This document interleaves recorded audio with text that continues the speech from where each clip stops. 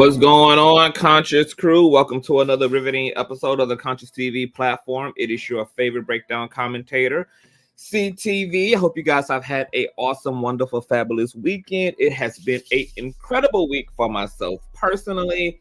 And my God, retrograde is retrograding. All right. So you guys already know what we're here to get into. There's a lot that's going on. There are some things that I'm also going to share in this live stream. I have had to decide the way I want to have this commentary because I don't want to say or accidentally reveal certain things because I am under contract for different things myself, but there is a really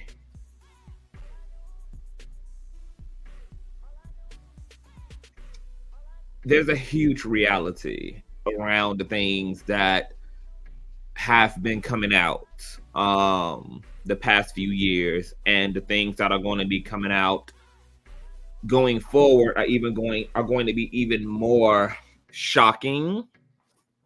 They're going to be things that are going to really challenge your faith and your understanding of the system in which we live in.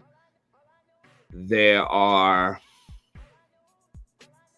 going to be a lot of jaw-dropping, intellectually challenging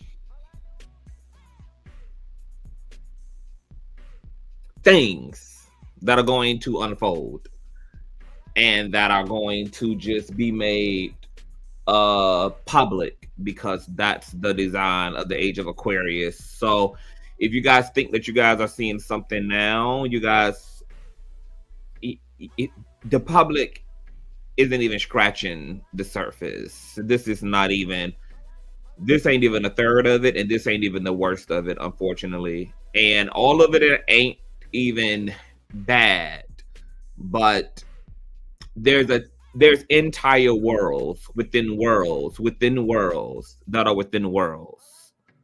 So hope you guys are just ready for the future. With that being said, before we get into this discussion, I need you guys to go ahead and thumbs up the video. You guys know that thumbing up not only helps with YouTube's algorithm, but more importantly, it triggers up YouTube's notification system. Also, please make sure that you are subscribed to the platform, and shout out to all of the new subbies. I think we're like 8 people away from 44.5. Honey, we're working and we're growing and we are working. In fact, also make sure to have all of y'all's notification bells set to all, and please share the stream out to wherever it is you have digital media at, whether that is your YouTube community wall, your Snapchat, your Instagram, your FaceTime, the dark side of Twitter, Tumblr, or your personal OF. I don't really give a damn where you lay the link to set them whores to know that we're out live and in color. And with no further ado, let's go ahead and push on through. I know a place where you can recharge your soul. Baby, that's Consciouztv. And in the midst of brokenness, he gon' see your asshole. Baby, that's Consciouztv. You gon' heal, you gon' laugh and catch a little shade. Ooh, girl. Y'all know he be slaying, y'all better stop playing. Come hear what he's saying. Ladies and gentlemen.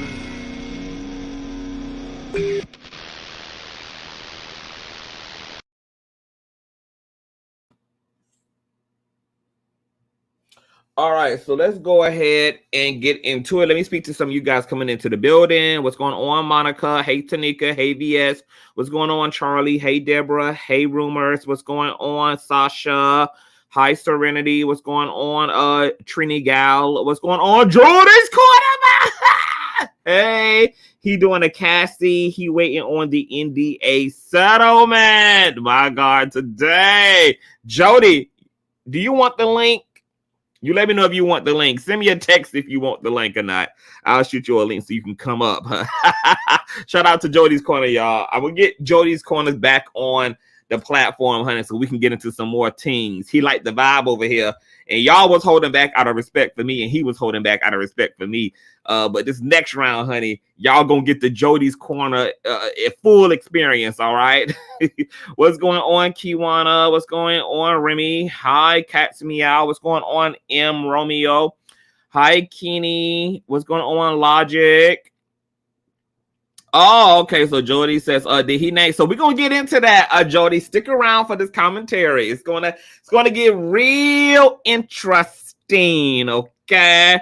I seen his stream, but he was acting scared. It sounded like he was waiting for a check like Cassie. I'm going to assume that Jody ain't a big fan of the way Cassie went about her situation either, which we never got a chance to speak about on this platform, but maybe we will revisit Cassie's 35-page silver suit and the fact that Diddy cleared the check immediately. Okay.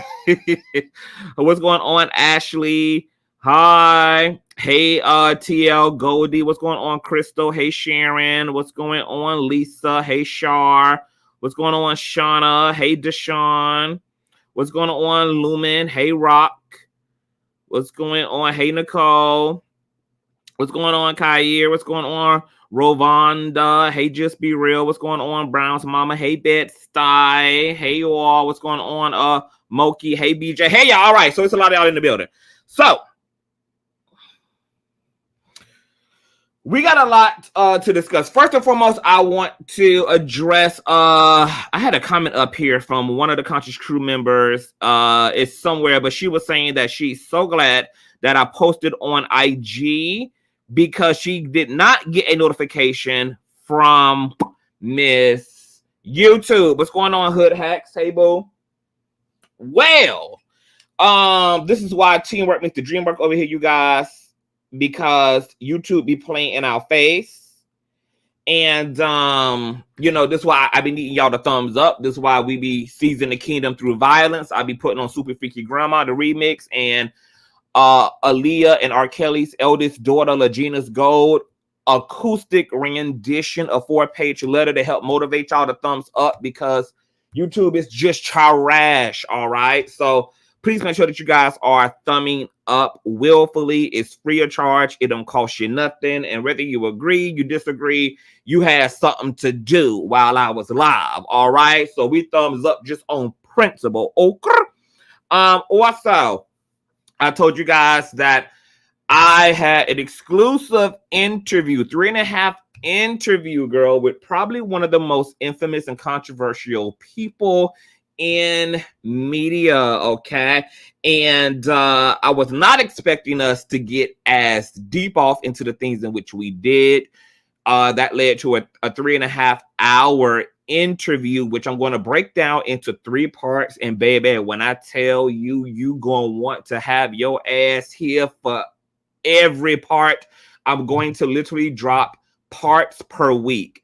So part 1 a drop, part 2 a drop, part 3 a drop. So this will be a 3-week extravaganza, girl.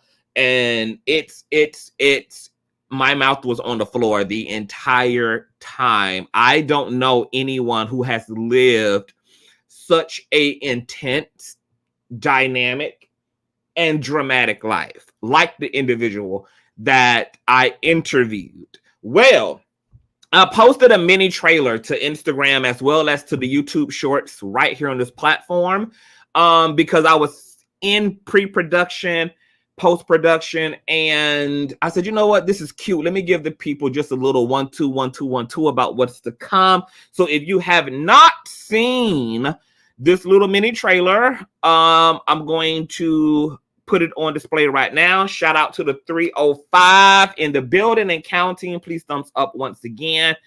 And let's take a look at Miss Trailer Girl.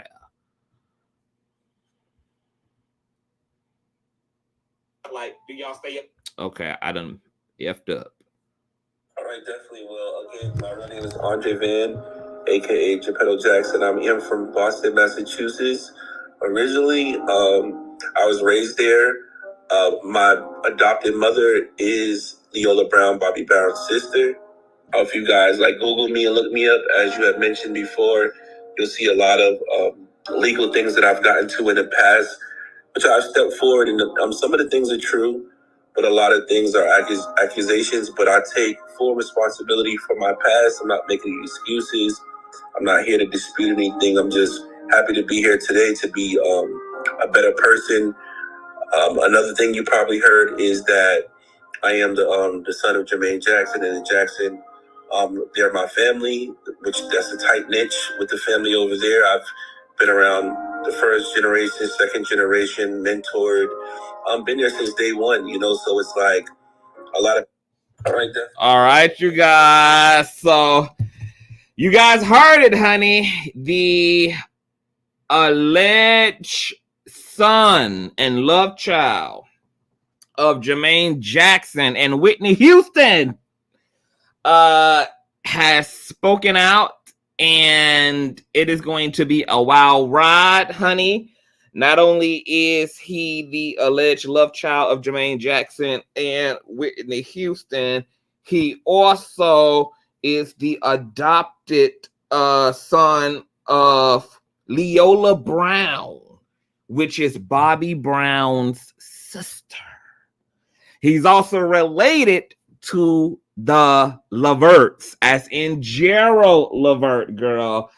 When I tell you this is going to be very interesting, and this man had some very interesting receipts, and I'm just going to let you guys decide play by play what your thoughts are. I think his journey is just well mixed with drama and controversy and redemption, and there's all those elements of very, very awesome storytelling just from a content creator's like perspective, as someone who's going to be presenting this to you guys. So I typically don't do these type of interviews, but you know, I've been co-creating my ass off this year, and so many incredible things have manifested in my life, and I decided, you know what, I'm just going to allow the interesting things that manifest to just have their way. You know, I'm going to let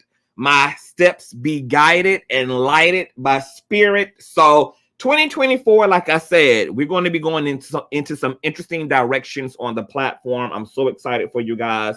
And I couldn't ask for a better start to a fresh new cycle. All right. Now we are here to get into Christian Keys, who has set the internet absolutely ablaze, guys. Some of you who may not know who Christian Keys is, let me pull up a visual demonstration, a visual for you guys. This is Mr. Christian Keys. All right. Now, according to Christian's IMDb, he is born July 24th of 1975 in Detroit, Michigan, but raised in Flint, Michigan. Christian got his start in the entertainment industry by appearing in stage plays, having since graduated to television and film. Since his introduction as an actor, he has added singer, author, and producer to his resume. He describes his ethnicity as a combination of African American, which is his father's side, and Native American French, his mother's side. Mr. Keys has one son named Christian Keys Jr. All right. Now, you guys may also know Christian Keys from his appearances in All Rise, All the Queen's Men, Reasonable Doubt, The Boys, Saints and Sinners, Stalker, The Rookie, Never and Again, 911, The Young and the Restless, DC's Legends of Tomorrow, The Family Business, In Contempt, Supernatural, and more. So he has quite the extensive resume. Very, very talented, gifted individual here. Now, I am not familiar with Mr. Keys. I have seen his face in passing when it comes to television and film, but I am not someone who can say that they followed this man's career, etc. However, he got all of our attention when he did an explosive Instagram live detailing and chronicling sexual harassment at the hands of wealthy billionaires in the industry. And one of these figures is an alleged director, very famous, very powerful, very well known. All right. Now, we're not going to watch the entire IG live, but just to kind of give you guys a soft introduction so that we have some context in terms of what has been the aftermath of Mr. Key's sit down or his expose. We're going to listen to about 15 to 20 minutes of his IG live. All right. So I'm going to share my old nasty piece of screen. Moderators, please encourage everyone to thumbs up, up, up. That's so significant.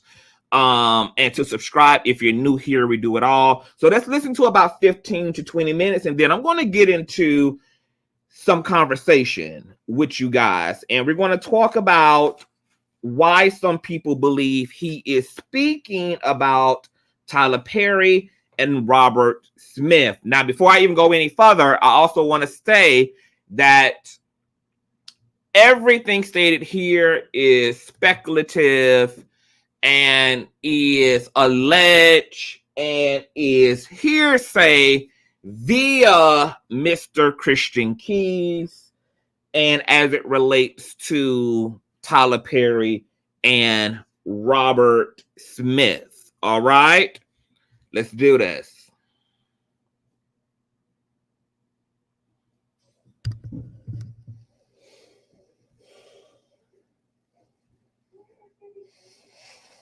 Let me cut the TV down because they don't need to be this loud. What's going on, y'all?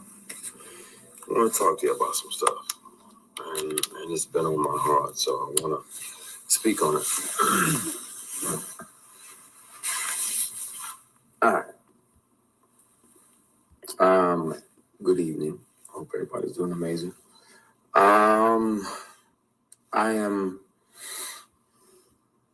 I've been speaking to my brother about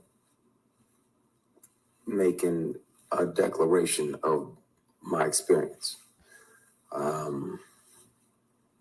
What I experienced with certain powers that be that were moving inappropriately. And I really, like, it's in my bone marrow to discuss that, because thankfully God built me the way that he built me, but I'm not sure, based on this person's claims and brags, that he's literally got, at the same time this person was sexually harassing me for years.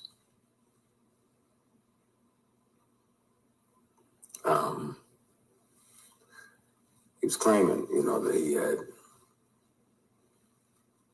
multiple young black men on the payroll, and they just had to show up when he requested them to be there. And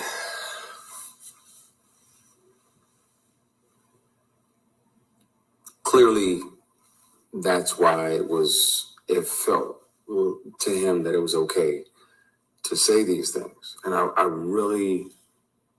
want to have these discussions. I want to be transparent with y'all about that. I've done my best to forgive this person, but it happens. It happens. It's not just women that have to deal with it, but it's also men sometimes. And it'll be men tempting men. And that's why a lot of my posts over the last few years have been about taking the scenic route, taking the long way around, because if that means that you can carry your integrity with you, then, and it's 11:11. Thank you, Heavenly Father, for another opportunity to connect with you. Please forgive my sins, my shortcomings, my bad decisions, and my mistakes. Please continue to guide and protect us as only you can. Everybody that's watching, it's not a presentation If I see 1111, I try to have another conversation with God. So thank you, Heavenly Father. I appreciate you. We love you. We thank you. In Jesus Christ's name we pray, man. That's interesting. But there are people that will and have and will continue to, unfortunately, offer these things. And some of them are your heroes. Some of them are people who you're like, oh yeah, such and such is amazing, and he does this and he does that. Yeah, but he also does this and that.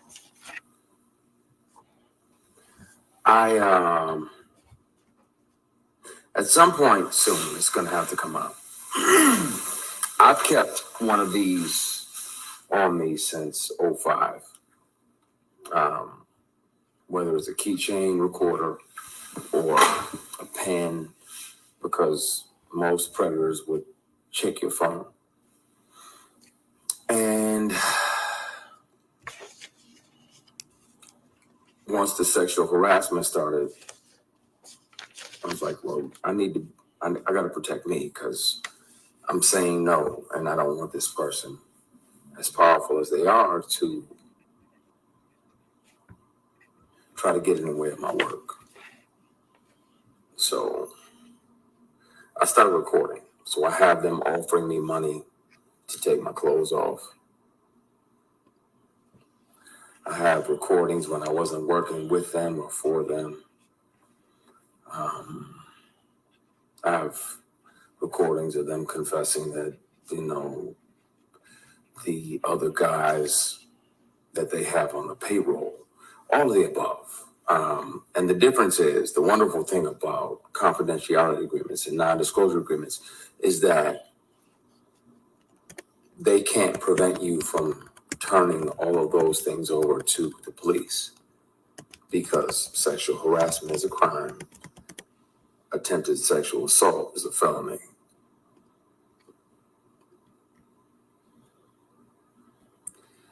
And Tams, you literally just asked, why do we as Black people have to deal with that? But sometimes it's our own people. Sometimes it's our own heroes. Sometimes it's the very people we deify. And we look up like, oh, they're doing so much. They're doing so much. No, they're also doing this. And my only reservation about naming the people, there was directors along the way like, hey, you read for this, that, and the other. You want to come back up to the apartment? I'm like, nah, I'm good. You got my headshot, my resume, and I'm good. If I can handle that or not. I can kill that, but I don't need to come up to your apartment. We already had the audition. There's other people that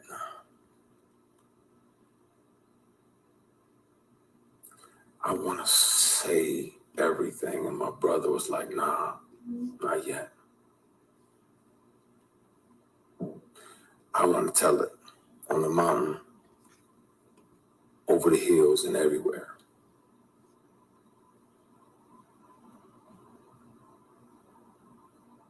I want to speak on it. And the good news is that they don't even have to believe me. Hopefully they would, but even if they don't, they can hear this person. Since sexual harassment started, I've carried many recorder devices on me, keychains, pens, thumb drives with a charged battery that get 6, 7, 8 hours, all the above. So I have the conversations. I really want to air that shit out, because it bothers me when I'm alone at night. Like, man, the world is celebrating this person, and they don't even know the shady and predatory way in which this person moves, and the way that, predators resent the prey that gets away. So when you don't say yes, when you don't say, okay, I'll acquiesce and, sign up and literally and figuratively play ball. Because if we're not doing that, they resent you.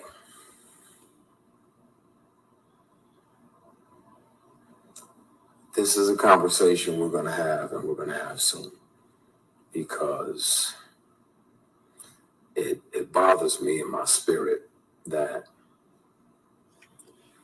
I can forgive people. That's one thing. But yeah, Pete, we don't play ball. That's my brother in there. And he knows the real deal. He knows the who. I'm good. Somebody say, you don't look okay. I'm okay. I have peace. I'm literally strategically planning my next 8 moves. I'm good. God got me, because he was watching when I was offered these opportunities and I didn't say yes. I didn't sell my soul or my ass. Excuse my French, y'all. I know some of y'all, hopefully y'all have no kids around, but I didn't sell nothing for success. It's like, nah, that's not what I want. I ain't into that. I ain't into dudes. I got an only beard in the bed policy. Mine is the only beard in the bed. Yeah, we ain't doing none of that. I don't get out like that. And these people kept on for years. Sexual harassment is a crime. Attempted sexual assault is a felony. And where I'm at now is that in the middle of the night, I think about if I'm brave enough to name the person. I'll take a polygraph live.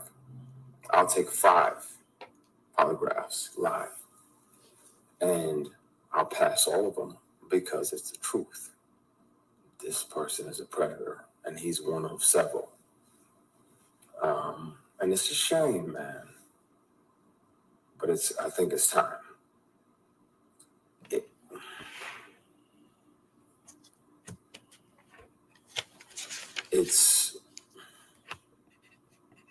I want to, and I know, P, I know you on here. I want to say everything now. And I have proof. It's not like I'm just making false accusations. I intentionally let the statute of limitations expire. It's not about money, but I'm gonna have to take the receipts, the recordings down to the police department and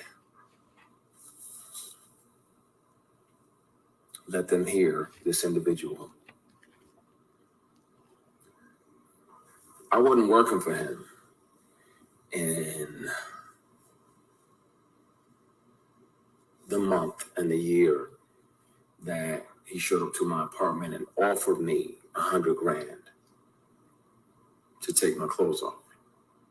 He said, I don't even need to touch you. I just want to see you naked. I declined. Because again, scenic route. I got my integrity with me. I'll take the long way around. But being that I wasn't working with him and we were in my apartment, he had visited my apartment to offer me a job of this fall because the lead of this particular project was going to do something else. So he needed another lead. I recorded it because I didn't trust him. And I told him over and over. And he still always tried shit. Just tried shit. So if people don't believe me, they can hear him in his voice. I have always kept something on me. Always. Even if my phone is off. Something else is, if I'm around somebody that has tried to sexually harass me, pressure me, intimidate me into some nonsense, I've always kept something on me so I can protect myself, because if they're that powerful and they feel that entitled, then they can also try to get in the way of your work. I want to speak on it. I also want to keep making great things and creating jobs and opportunities. But, oh no, I got backups for the backups for the backups for the backups. I've watched way too many Jason Bourne movies not to have 15 backups. I can press play and you can hear the person and you'll know immediately who the person is that's offering me $100 grand a strip.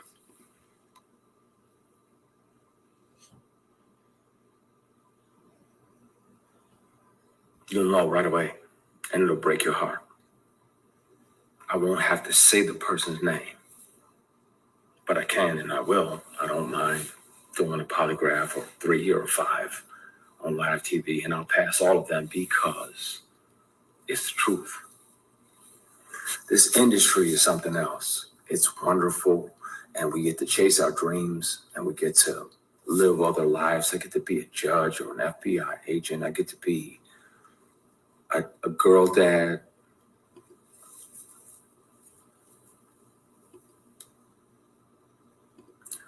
And some of the people that you think are your mentors are literally and figuratively just trying to fuck you.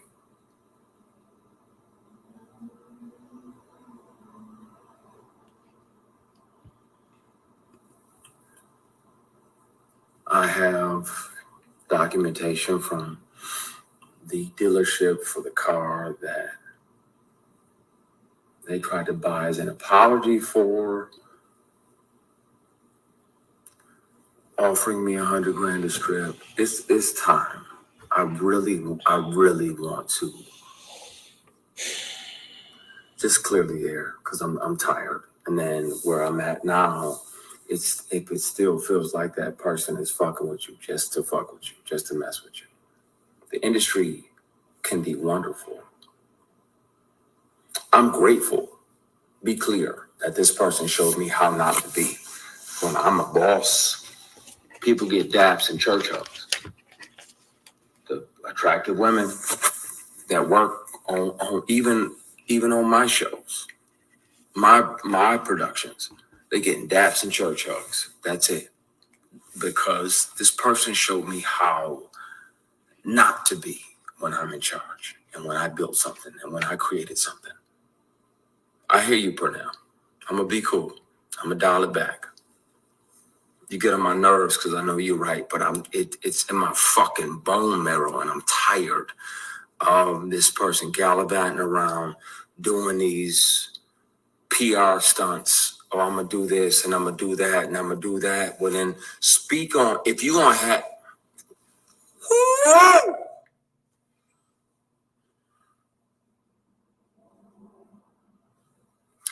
We're gonna have a conversation, y'all, really soon. Really, really soon. Really soon. And I thank God that he made me the way that I am, because I know he sat back and watched, like, what are you going to do? Like, are you going to acquiesce and take this movie that's going to make 60, 70, $80 million? Are you going to take this picture? Are you going to go to that late night audition, that late night table read? No, you ain't built me like that. I'm been beat, shot at, stomped out more than most of the people that are here on this live put together. P, I'm gonna call you in a minute. I'm not gonna do it. I'm not. All right, so before we go any further, you guys, let me go ahead and put my microphone back on. A lot going on in this chat. There's a lot of mixed reactions to this, as you guys can see from the chat. As somebody who is standing on the outside, and I'm just going to be objective in my observations. For the people who like Warner Berry, who says something is off, I hope he thought this all the way out. It's going to be a very ugly fight. I have to agree with the people who maybe are side-eyeing this. Like most people, I too believe Christian Keys. Not only just because, you know, this is a man that we can give some credibility to. Christian Keys is not known for being a hot, scandalous mess in media. We also know how difficult it is for men to come forward, etc. And this is a deeper reality. If you have had any adjacency to the industry, whether you've been a model, whether you've been an actor, whether you've been a singer, a writer, a director, etc., it doesn't matter. Whatever role you've played in the industry, if you have beauty, handsomeness, or sex appeal, you will be tried. Damn near 99.9% of those in the industry, in any regard, by any degree, at any level, who are considered attractive, have been tried, including myself, tried to death by scouts, by photographers, by directors, by other talent, by casting agents, anybody who has any type of beauty equity on them and who has any access and proximity to the industry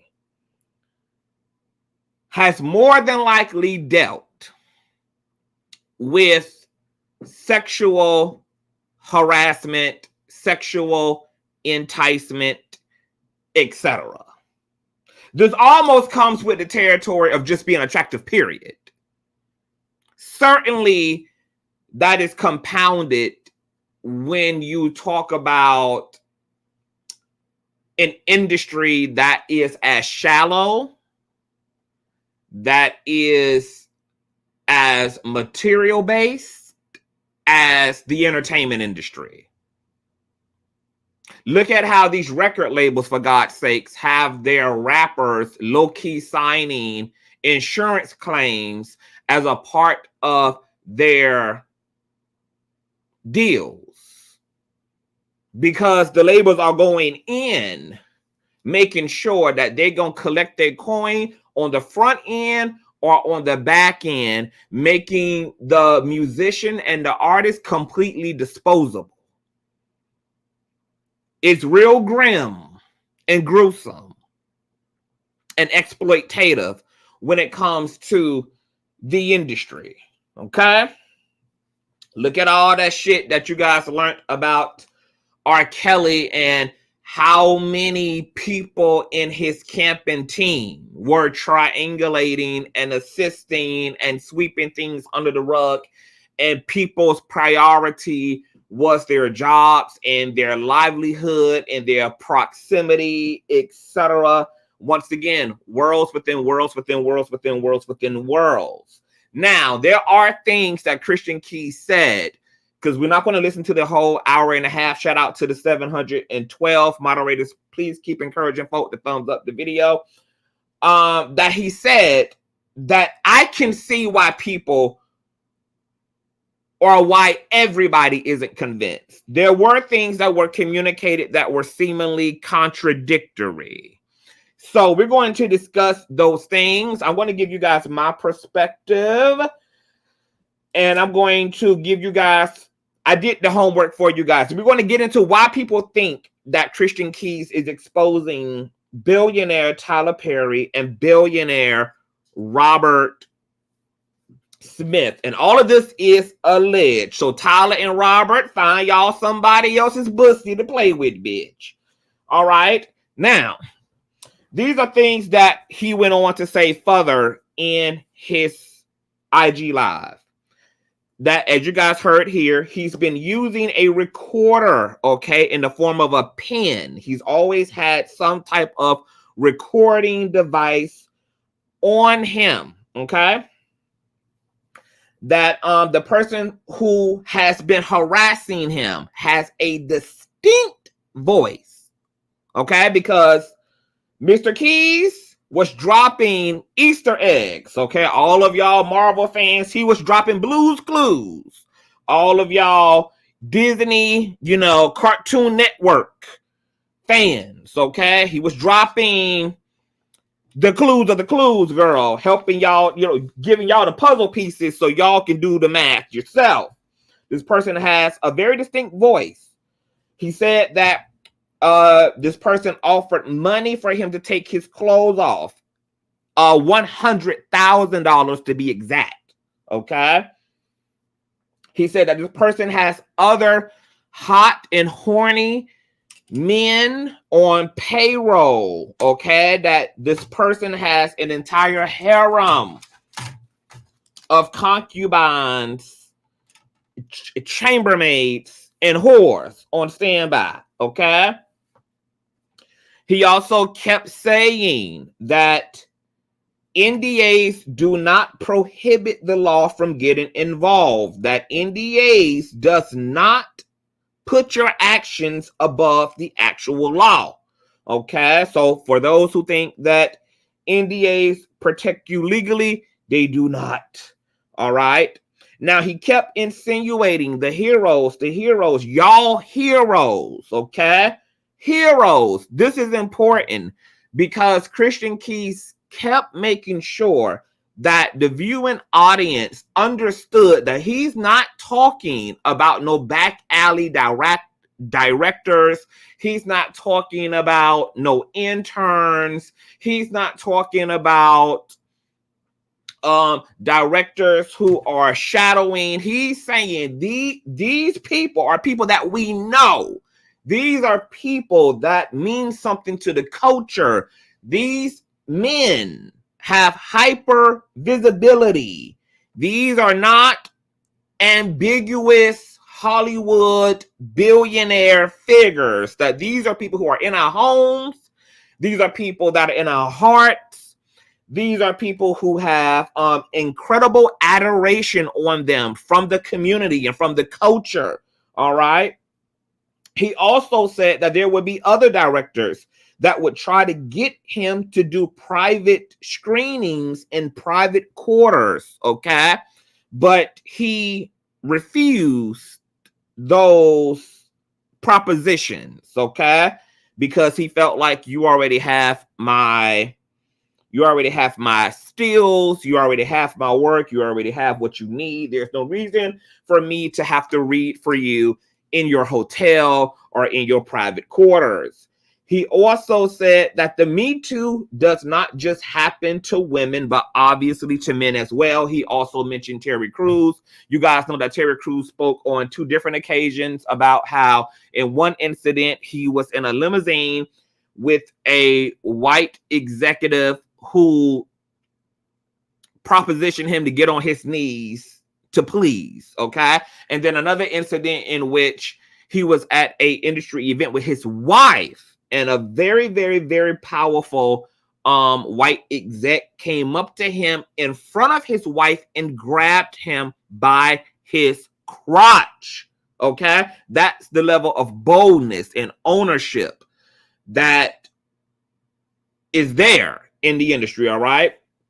He also says that he's essentially traumatized by these cultural heroes being rewarded and praised publicly, but are actually monsters behind the scenes. And this has caused him to lose sleep, to get bags under his eyes. This has caused him to damn near have to replace his hair with a toupee, okay? Because he is tortured and tormented by the fact that people don't, in fact, know the actual truth about these cultural heroes.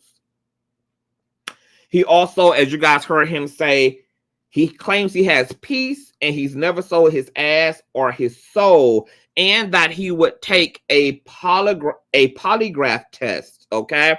He said that he intentionally let the statute of limitations exceed, yet he's going to take the recordings down to the police.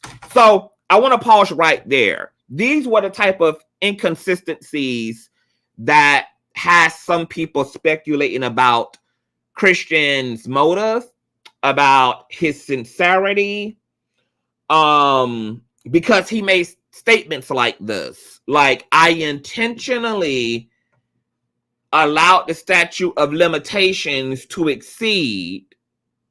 This is not about the money.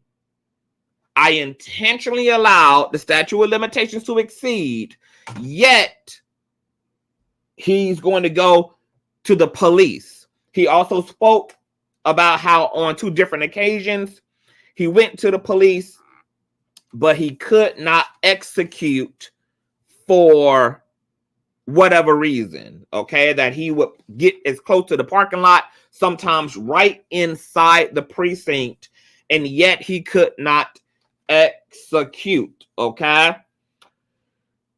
He also said that there have been several other high-profile predators outside of these 2 individuals. Now, you guys may be saying, CTV, how do you know it's 2 individuals? How do you know? We're going to get into the Blue's Clues, okay, in a minute. But that there have been several other high-profile predators as well who have tried his life. He has threatened to absolutely tell the police, and even said that he's consulted his lawyer.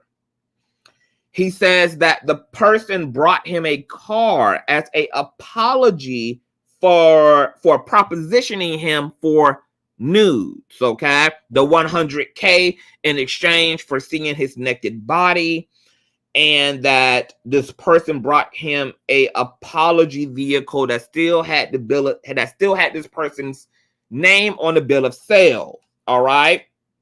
He also stated that Cassie inspired him to come forward, her lawsuit against Diddy. He also said that in one particular incident with one of these high-profile billionaires, I believe he's speaking about Tyler Perry, but once again, I'll tell you guys why. He stated that he got drunk and stayed at the abuser's house thinking that it was safe, only to wake up to dude in his bed. And on his way out of the house, this dude grabbed his crotch, grabbed his dick. Okay. So these are the things that make, I believe, people go, what the fuck? Okay. Because first of all, Christian Keys speaks about not selling his soul. He never made a deal with the devil. He refused and refuted and disengaged all soul selling and all propositions, but yet he talks about a vehicle that was purchased for him that has the person's name still on the bill of sale. He never said he did not take that damn car. And I'm thinking that if he never ever took any of the gifts, or he never placated, or he never compromised himself in this way, then how does he even know that the car has the abuser's name on the bill of sale? He never said he refused the car. So, and once again, I think these are the things that made people go, I don't know. These are the things that made people scratch their ass. Then he also said he was inspired by Cassie. Now, you can go left or right with that, okay? He could be a victim who was inspired. This oftentimes happens. Or, he could, some people would argue that he got this whole idea from Cassie, considering how quick Cassie was able to settle out of court with Diddy, etc. So this has made some people believe that Christian Keys is both telling a truth, but has an ulterior motive, because he's also been slammed for allowing 15 years worth of harassment to happen you felt the need to protect yourself by recording for 15 years straight all these incidences, etc. Yet you never did anything civilly or criminally. And now you're saying you're inspired by Cassie. And could it be that he is and has been harassed and sexually propositioned for over a decade, but he's wanting a payoff? Some people are arguing that yes, he's been harassed more than likely, but clearly this is a money grab, because who allows somebody to, what man allows another man or men to sexually harass them for 15 years? And to make matters worse, Christian Keys recounts an incident of many. He talks about there was an incident in this person's conference room that he did not know was also adjacent to their suite, and then him moving into this conference space, and then this person coming out in a PJ set and having other people provide him with wine, and it felt like he was being set up to be on a date. And then when he got really uncomfortable and realized that this wasn't the type of time he was on, that he left, and that this individual asked him, are you sure you want to do that? And he felt like that was, this man was hinting that, are you sure you want to walk away from this opportunity? Because you're not going to get what you want if you walk out that door right now. But to make matters worse, he spoke about an incident in which he slept over to this person's house while getting drunk, thought the place was safe,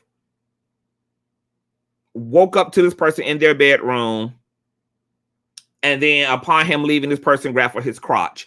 These are the things that made people scratch their ass, because now people are saying, okay, you've been harassed for over a decade. These people continuously have proven who they are, and you put yourself in positions to be got. Because what person would spend the night at someone who is harassing them and sexually abusing them's house? Who would remotely feel safe, etc.?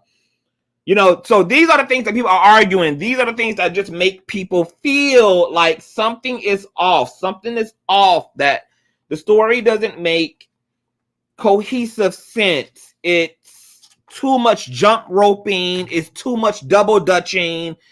It seems like, to some people, and none of this is my perspective, I'm just giving y'all everybody's perspective. Those who believe he's a genuine victim, those who believe that something ain't right in the buttermilk. And I'm just explaining to y'all what the psychology is and what people are observing that made some people feel like something is missing. Okay? So those are, some of the things that just have people questioning Christian Keys' credibility. Because the math ain't mathing for some people. Now, mind you, for those who believe that Christian Keys is a victim, he's telling the absolute truth, etc., and that sometimes victims behave this way. Christian Keys did say, because now I'm going to challenge those who have been arguing that Christian Keys is being insincere, something that's not right in the buttermilk. I understand, based upon the way that Christian Keys narrated his situation, that it left room for him to be criticized. It left room for him to be seen as disingenuous, that it raised eyebrows, which, to another Conscious Crew member's comment earlier, I don't think Christian Keys thought this through. I think he jumped out the window on impulse, which can be dangerous when it comes to social media. You really don't want to do that. If he had PR and proper management in his life, there's no way that proper PR and management would have allowed him to hit the record button and to go into all of this, especially, from an emotional standpoint, because social media is a microcosm of the court of law.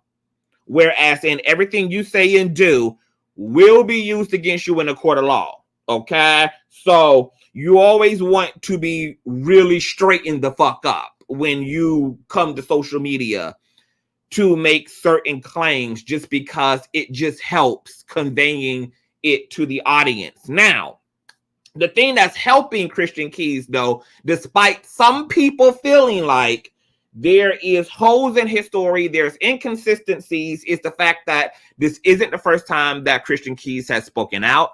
He's spoken about this incident, or these incidents or manifestations a year ago. There's also been people who have been corroborating Christian's feelings and dealings and his narrative, such as Claudia Jordan, whose comments are right here on the screen for you all to see right now. And I'm going to read to you what Claudia Jordan had to say. Claudia says that you shared a piece of this with me when we first met maybe 15 years ago and said one day you would come forward, and you did. And Christian Keys, I am so proud of you.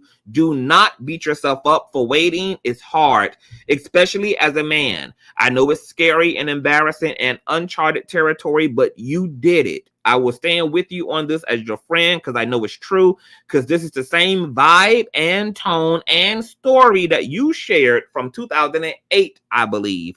Congratulations to you for not going alone to get along, and for being able to look at yourself in the mirror as you shave in the morning.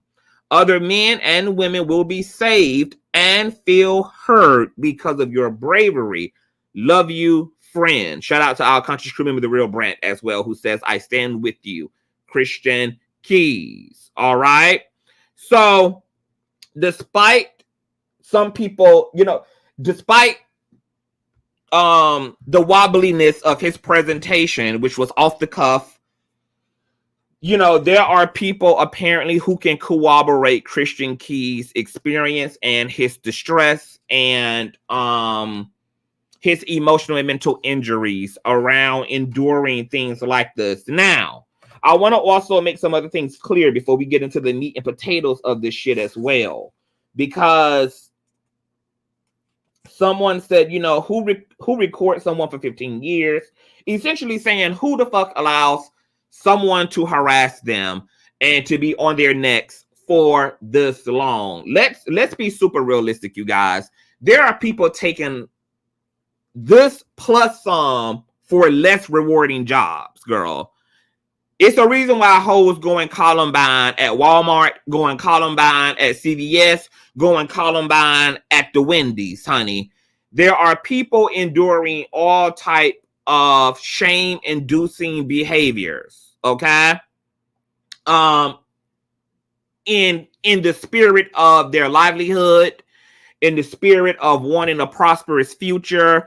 There are people dealing with all type of harassment and abuse and exploitation, etc., in the name of working, in the name of trying to keep their lives in order. And oftentimes, especially in the case of Christian Keys, and when it comes to people who have a lot of social equity, like when your boss has a lot of social equity, your boss isn't just a raggedy bitch, managing you at McDonald's. Your boss isn't just a raggedy nobody ass bitch managing you at the sanitizer center. When your boss is famous and wealthy, this adds another level of intimidation and can add another level of powerlessness, because to Christian Keys' point, oftentimes it's easy to assume that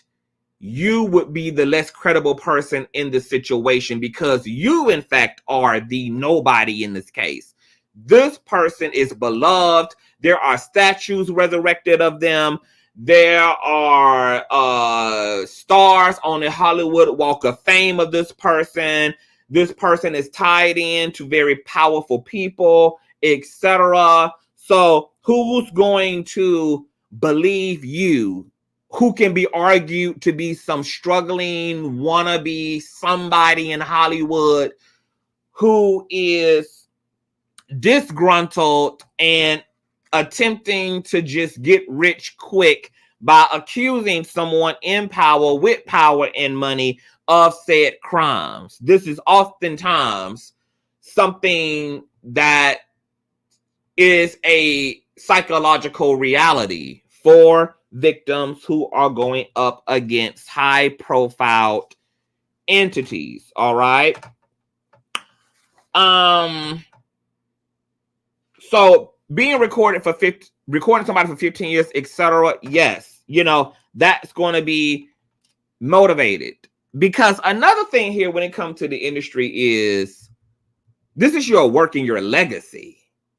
A lot of people feel about their time in the industry the way that a lot of people feel in their long-term relationships and in their marriages, whereas even if you're not happy, even if your spouse is cheating on you, going upside your head, beating you, that you've put in too much work to let it all go under in the name of self-dignity and standing up for yourself and your self-worth.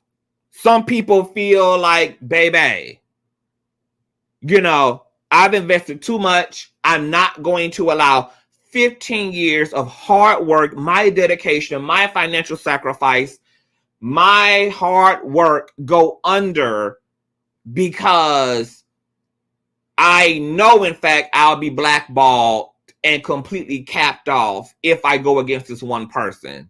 So some people believe in choosing the lesser of two evils. Like, it's going to be fucked up to go against this person because that's going to come at the expense of the future I want in this industry, the future I want in this community, the access and the money and the legacy is also going to be fucked up to be quiet, but at least I will continue to be paid for my pain because I will continue to be a working man. I will continue to be able to work in this industry, work in this business, to be able to move around, etc., and ultimately do what I believe I incarnated onto this planet to do, which is to act. So some people will choose the lesser of two evils and will not go forward about something they're experiencing, some violation they are experiencing, in the name of wanting a future in the industry that they are working in. These are just all mentalities and mindsets, okay, of folk in the business. Now, or folk anywhere in any position, really, but that's definitely compounded when it comes to the entertainment industry, because we all know that the industry is like 25-30% talent and 60-70% relationship. It's mostly politics. This is why you guys have trash ass people who are chart topping, who are famous as hell, and you don't know why. Look at Kim K fucking her way to the top. Look at, you know, so many non-talented ass, mediocre ass people who have ridiculously unlawful fame behind them, okay? It's because people sucking the right dicks, people are selling their souls, people are signing in blood, people are fucking their way to the top. This is what gives non-talented folk access to the top of the pyramid where talented, gifted folk are, okay? This is also why you have struggling, talented people at the bottom, because they didn't sell their souls, they did not sign in blood, they did not pussy pop, they did not suck the dick, they did not eat the ass, they did not bend the fuck over, they did not take the big black brrrah, okay? Or the big white one, for that matter. All right? Now,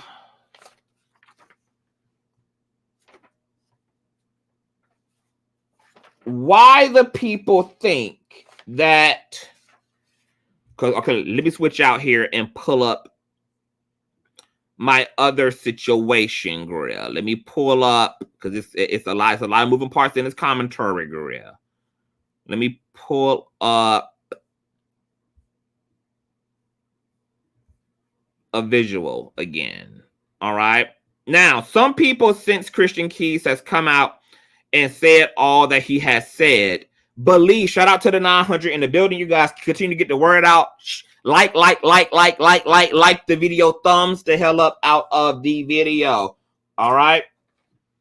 Now, a lot of people believe, since Christian Keys has spoken, that he is speaking about Tyler Perry, and he's speaking about Robert. What's this man's name here? What's this wealthy nigger's name here? Robert Smith. Okay. Let's deal with Robert Smith first. These were the alleged cookie crumbs. Okay.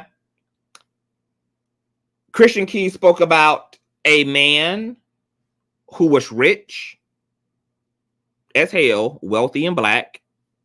Obviously, Robert Smith checks out on all of those. But there was one particular detail that he said that absolutely put a fucking address on it.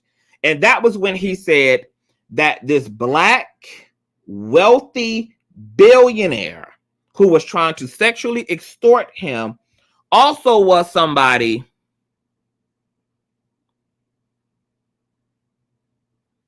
who was going to pay off student debt for HBCUs. This detail right here, okay, that he was going to pay the college tuition, that he was going to pay down college debt for HBCUs, is what put a fucking address on Robert Smith, okay? Now, this is what people are saying corroborates the narrative, and this is courtesy of the Hill.com, okay? And once again, this is all speculation and alleged, honey. Tyler and Robert, find you somebody else's booty hole to play in, bitch. All right? This is courtesy of the Hills.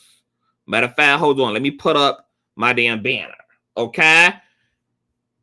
Billionaire who said he would pay off Morehouse student debt admits to tax fraud. Okay, this is Mr. Robert Smith here. Okay, Morehouse graduate 2019 ceremony. Robert Smith, the billionaire who went viral last year for paying off the debt of students at Morehouse College, admitted to an illegal scheme to conceal income and evade taxes by using offshore trust and bank accounts for 15 years. The Justice Department announced on Thursday that Smith entered a non-prosecution agreement in which he admitted his involvement in the scheme and agreed to cooperate with the ongoing investigation. The billionaire will also pay back $139 million in taxes and penalties, and he agreed to abandon $182 million in charitable contribution deductions. Quote, "It is never too late to do the right thing," U.S. Attorney David Anderson said in a statement. Quote, "It is never too late to tell the truth. Smith committed serious crimes, but he also agreed to cooperate. This agreement to cooperate has put him on a path away from indictment." Smith, the CEO of Vista Equity Partners, admitted to using third parties to conceal his beneficial ownership and control of Excelsior Trust in Belize and Flash Holdings, a shell company. He formed these entities so that he could use them to avoid paying taxes. Smith also admitted to using the Excelsior Trust and Flash Holdings and their foreign accounts in the British Virgin Islands and Switzerland to hide income earned and distributed to Flash Holdings from private equity funds. The billionaire who lives in Austin, Texas, did not report over $200 million of partnership income as a result of the scheme. Smith further admitted to using $2.5 million of the unreported income to purchase a vacation home in Sonoma, California in 2005. In 2010, he bought 2 ski properties and a piece of commercial property in France. The billionaire also used $13 million of the unreported money in 2011 to 2012 to make improvements to a residence in Colorado and to fund charitable activities at the property. Smith's case is connected to another billionaire, Robert Brockman, who on Thursday was charged with hiding $2 billion in income from the IRS. It was the biggest tax fraud case in U.S. history. Smith previously donated $34 million in September 2019 to pay off the student loans of Morehouse College's then graduating class and set up a foundation to aid students struggling with loans in the motherfucking future. I'd be goddamn, baby. Now, let me tell you this, bitch. Unless y'all got another candidate, girl, speak now or forever hold your peace, baby. Unless y'all got a better candidate, girl, speak now or forever hold it. All speculative, all alleged, baby. But Christian Keys was dropping Blue's Clues.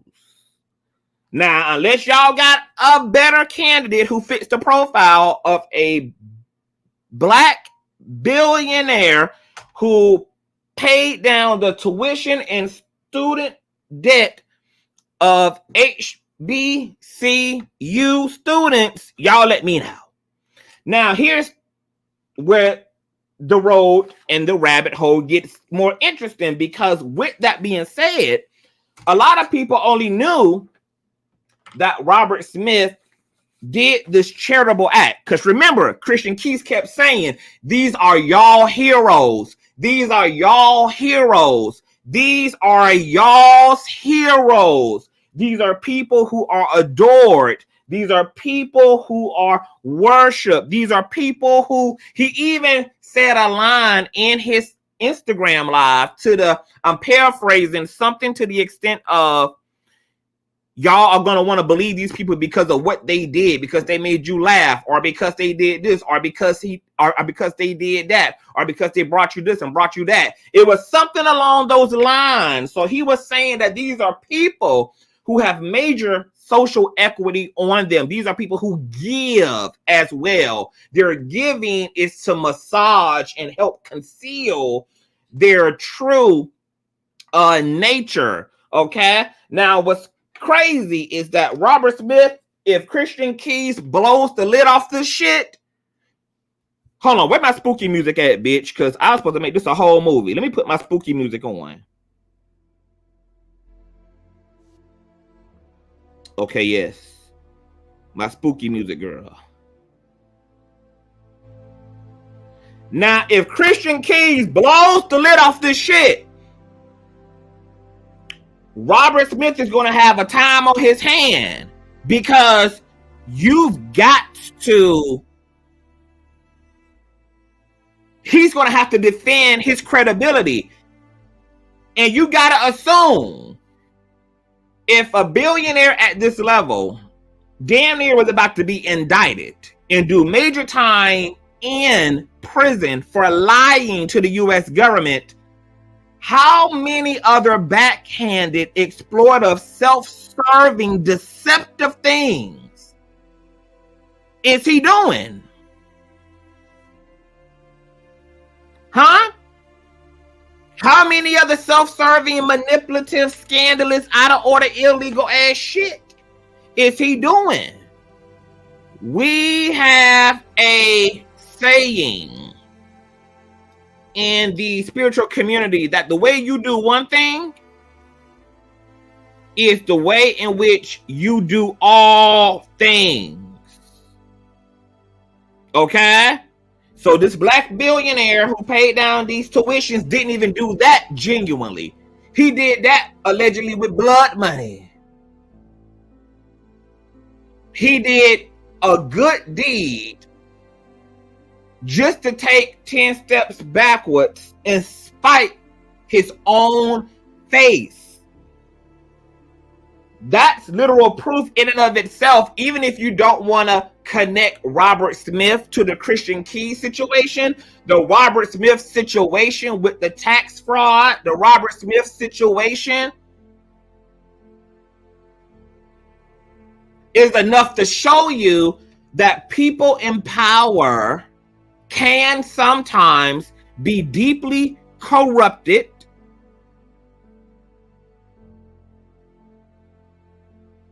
can live dual and double lives,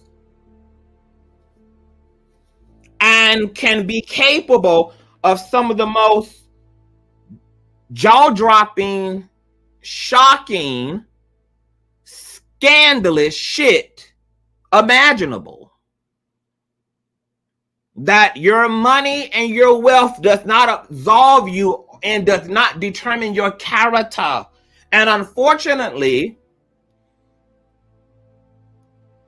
people in power oftentimes have had to obtain that and get there by collecting bodies in various ways.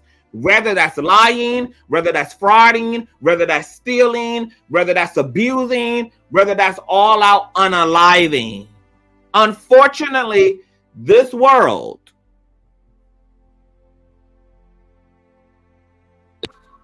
is not ran by God. As Christ said 2,500 years ago, the prince of this dimension is the fallen one.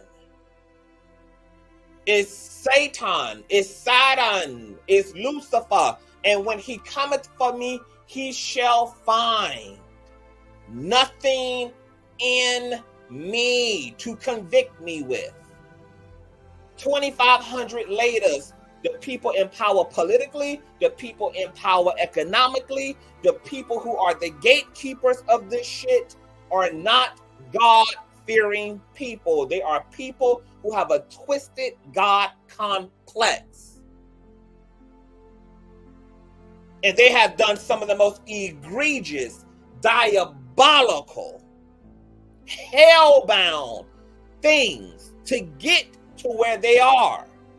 This was also something that's demonstrated in scripture. When Satan tried to compromise Christ by doing what to him? During his 40 days and 40 nights fasting in the wilderness, by taking him up to the highest peak in the earth and offering him all that there is and all that there will be, all that any man or woman could want in exchange for his allegiance.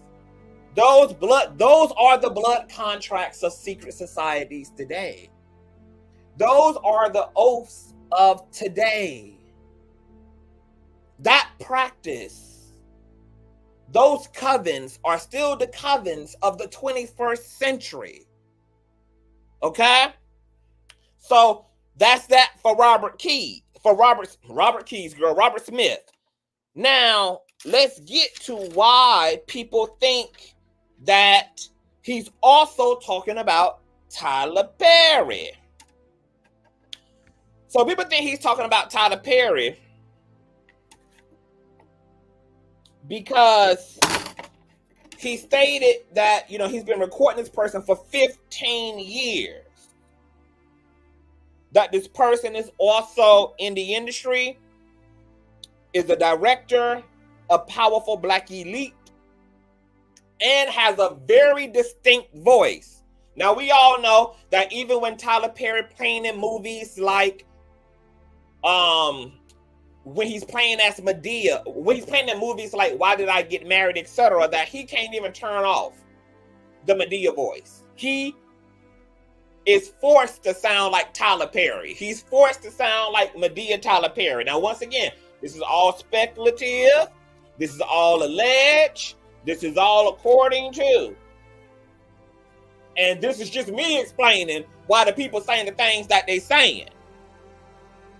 Now, beyond why people think, that is Tyler Perry because of these traits. This person is a director. This person is beloved. This person is a powerful black elite. This person is a director. But he also said something that's very critical. The 15 years I've had to record this person. Guess how long Christian Keys has been working for Tyler Perry class?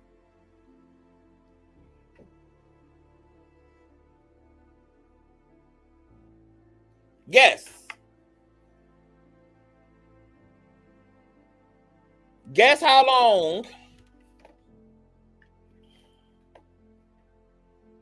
Christian Keys has been working adjacent to and with Tyler Perry.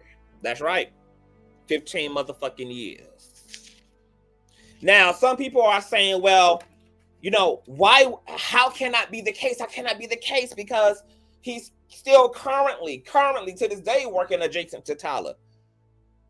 Then it can also be argued this is maybe what his dilemma is, because Christian Keys is still allowing himself to be talked off the lever. He's still allowing himself to be talked out of being action oriented. When you listen to the live stream, so many of his peers were trying to talk him down, and he kept telling them, look, I ain't gonna go far. I ain't gonna go far. I ain't gonna say no names. I'm gonna call y'all back. I'm just venting. Let me vent. His peers were galvanizing around him during the live stream, trying to get him to hold back. Don't do this, Christian. Don't do this to yourself. Don't do this to these people, etc. The reason why he may have not already did the things he claimed he's going to do is because he's still morally conflicted.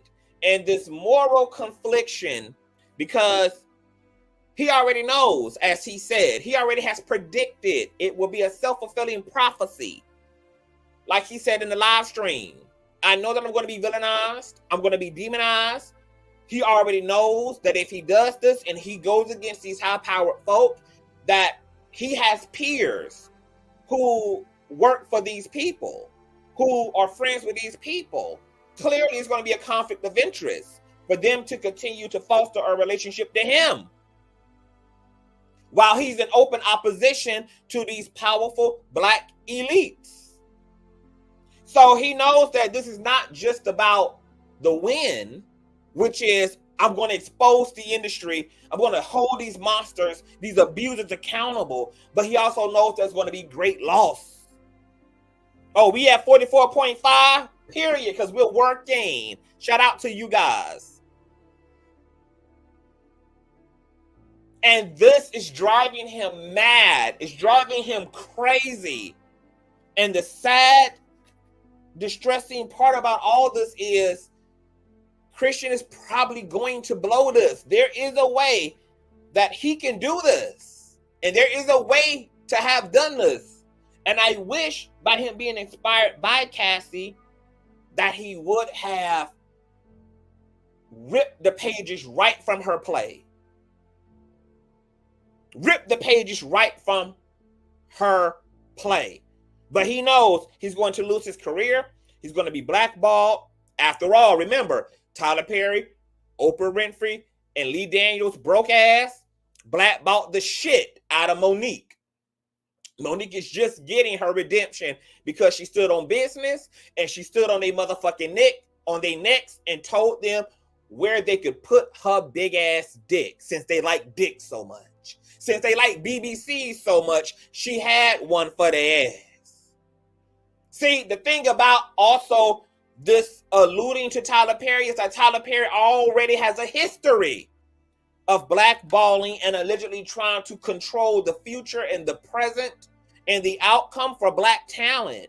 He's already been exposed for being a shady boots. He's already been exposed for being backhanded, for having no integrity. He's already been exposed as a gatekeeper via Monique.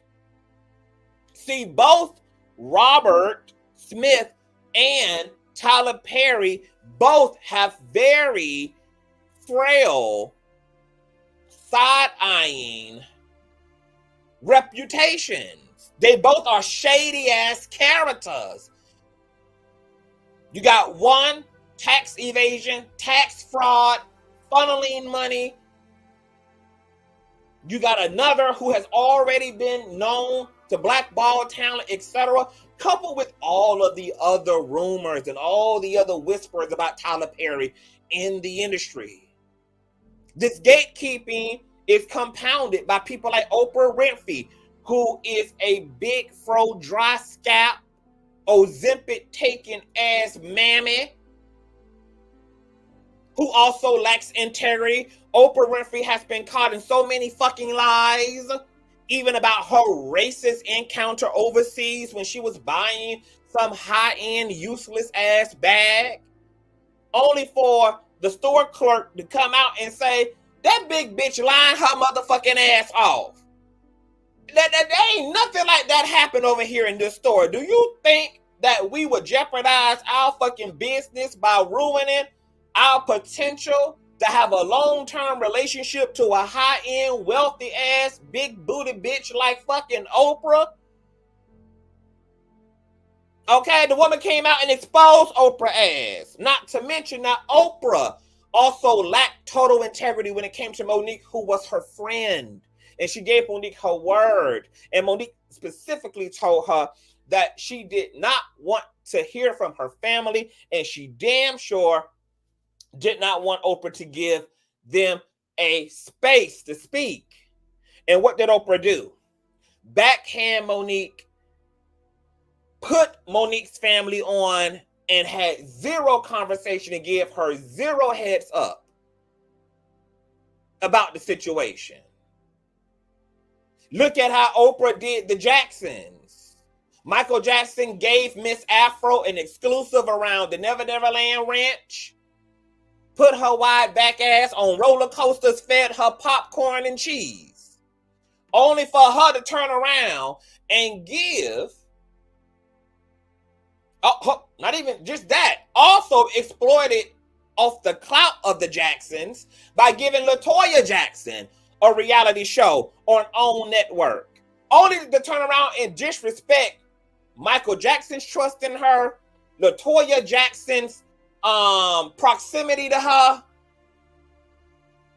by giving proven accusers of Michael Jackson a platform and a stage, and then doubling down on that by running the surviving Never Never Neverland Ranch on her website and what was going to be on her platform, until fans were outraged and grabbed her damn fro and cornrowed that shit down to the bone marrow, giving her forehead tension. So then she opted out of really pushing the surviving Never Never Land Ranch series.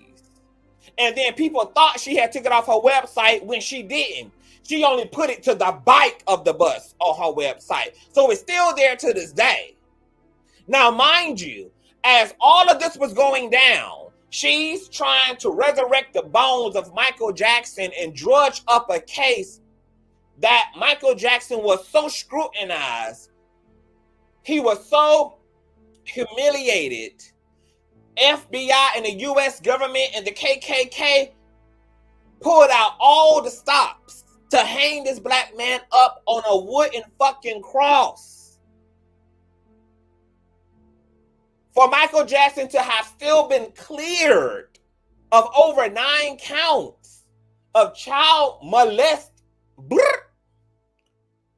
you got to know that goddamn nigga is innocent, because he was going up against the machines and the powers that no black man has ever been able to go up against and live to tell about it.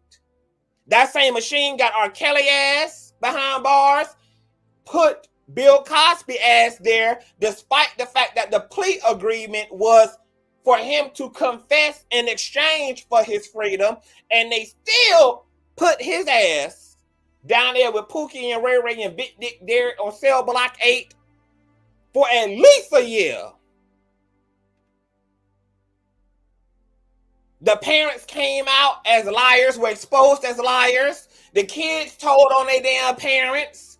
They even had evidence that the FBI was planting false evidence. There was one situation in Michael Jackson's raid and his trials where they literally were, I think one of the FBI agents' fingerprints were found on, no, Michael Jackson's fingerprints apparently was found on some POR, on some P material.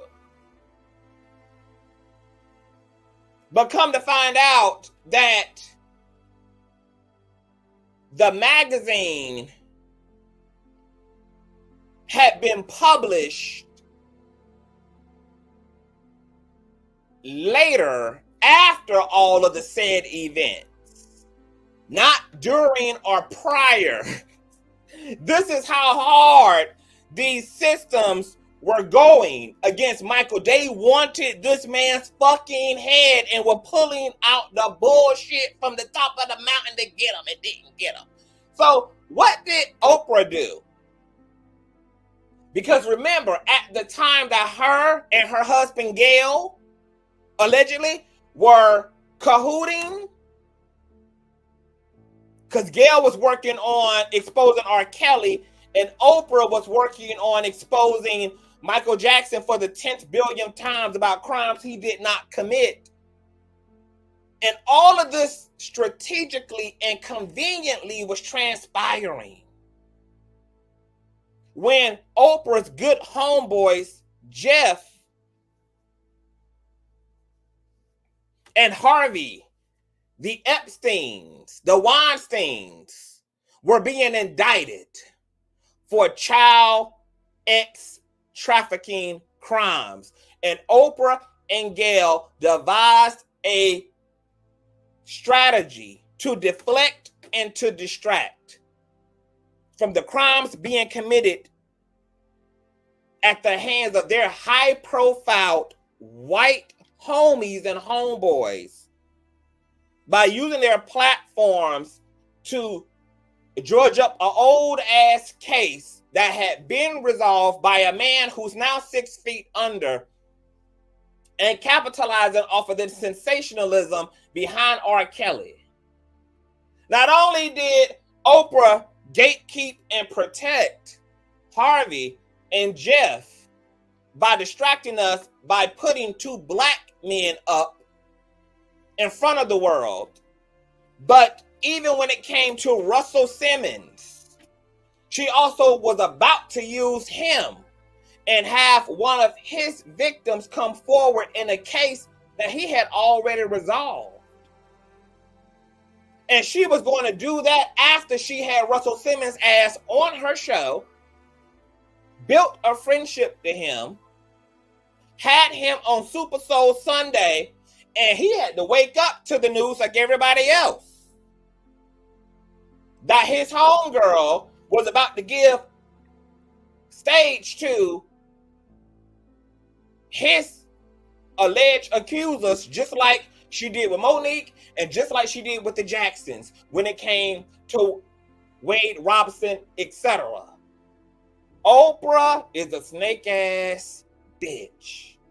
I used to love me some Oprah. I used to think, baby, Oprah was like the damn Beyonce to me. She was a Beyonce ass bitch. But watching that heifer move, baby, I ain't never seen a bigger cobra. And then a lesbian cobra at that, baby. Just diabolical, baby. Just diabolical lip licking. Just diabolical carpet munching, baby. Diabolical, baby. Made all my same gender loving women look bad, baby. The lesbian community took an L because of Oprah shenanigans. And this is who Tyler Perry is tight with. Ain't him and that Ozempic taking ass heifer was just on a red carpet event. Ain't Oprah just got exposed for being a lying ass bitch? Talking about she lost all that damn weight because she did the right thing. And she doing the right thing. And she did it the hard way. And she committed to doing the real work. only for her ass to be exposed for taking diabetic ass shots in her damn titties and shit. Just lying. They're lying ass motherfuckers. Diabolical deceivers and manipulators. Now, getting back on track here, girl. Shout out to the 1K in the chat. So this is why folk thinking that this is Tyler Perry, because this is who he been working with for 15 years. He been recording this high-profile director billionaire who's also adored by the public for 15 years. Okay? And that this man has a distinct voice. Now, people are also saying Lee Daniels. Y'all gotta remember, Lee Daniels ain't no billionaire. He broke as hell. He couldn't even pay Monique for promotion of Precious. Neither could he pay back Damon Dash $2 million. Damon Dash had to run down there to the goddamn Renaissance tour on Miss Damon, honey. I mean, on Miss Lee, girl, and snatch his coin right up out of her wallet, girl. Had to pull her My Vanilla card right out of the bussy for her money, girl. Okay, she had to put an Apple tag on Miss Lee. Okay? Had to put a motherfucking tag on Miss Lee to get her money. So Lee Daniels is not rich. He rich, but he ain't a billionaire. Okay? Now, he also did say that other directors have hit on him, including a woman. He's been harassed by a female co-worker as well. Okay, so we don't know who the hell that is. But Miss Lee, no, not her. Okay, so that's why the people are saying that Miss Keys is talking about Tyler. The distinct voice. This is a prolific director, Black Hollywood, and this person been harassing him for 15 years, which ironically is about the time that he has also been working with Tyler Perry. And for those arguing, well, he's still working with that man apparently. So how can that be the case? That could be the reason why he ain't stood on business yet. Because that man is grieving right now because he know what's ahead. He know what's ahead if he open his fucking mouth. He know what's ahead if he says anything. He know what's ahead. That's a lot to endure. Changing your life overnight is a lot to endure. Now, there's also something else I was going to mention, and I wish I would have said it at the time that it came to my head. Let me go through my notes. It's really important that I mention this, because there was something else that he said that also made people scratch their asses.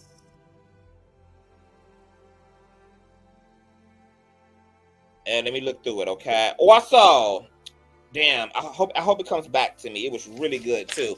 Now, remember, Tyler Perry also allegedly sued the Boondocks. Okay, you guys know the satire, cartoon animation, the Boondocks, which be gagging and roasting the girls down. Apparently, Miss Tyler Perry also sued the Boondocks, who pretty much painted Tyler Perry in the light of what some people are arguing is his truth. That paints him in the light of somebody who is capable of doing what some are arguing Christian Keys is accusing him subliminally right now of doing. I'm going to show you some excerpts from that episode of the Boondocks, which is called The Fade. Okay, this apparently is Tyler. Image and likeness being used, girl. Let me blow myself up. Let me put my fair use on. Check this out. Hold on, let me change my microphone over to. Oh no, microphone good.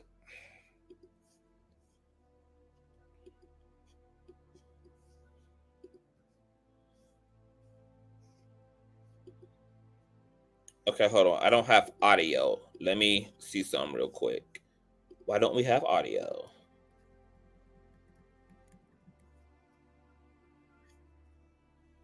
Why don't we have audio? Okay, fuck it. I can explain the audio to y'all. Let's just watch it.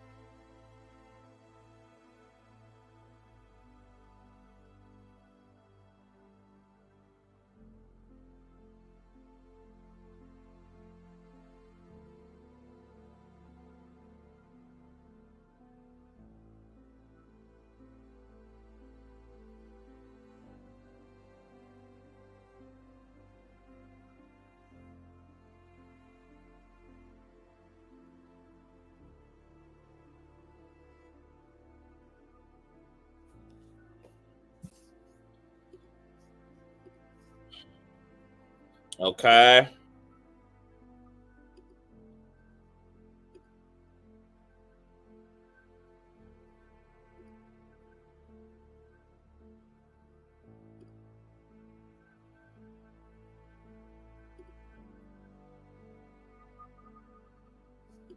Now, in that particular episode, girl, Tyler Perry, the Boondocks basically illustrated Tyler Perry as a closeted, down low figure who is using God and Christianity, the guise and the cover story of Christianity and Christendom as a mask for his agenda, his alleged homoerotic sex cult agenda, and his alleged homoerotic as identity.